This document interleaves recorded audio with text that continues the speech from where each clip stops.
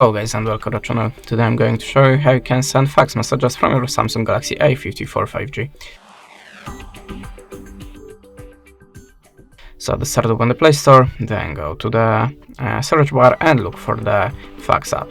You will find a lot of them here. I'm always using the Easy Fax for that. So we have to open it now. Decide that you want to get notification, and other permissions to the camera and to the files is necessary. Okay, now to add a document, click here and choose source of this document. I will pick something from my gallery. Oh, sadly not, because I don't have anything in my gallery, so I will take a photo now.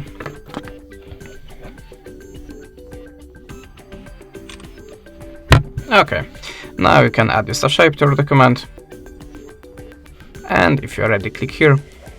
Now choose the filter for it to make it more visible for your receiver, like this one, and you can also add the signature, text and graffiti by these icons. If you are ready, click accept, type the number here, don't forget to choose the country from the list. Optional can give a small note here, and if you want to add more documents, maybe from the other source, just click on this plus and do it like before.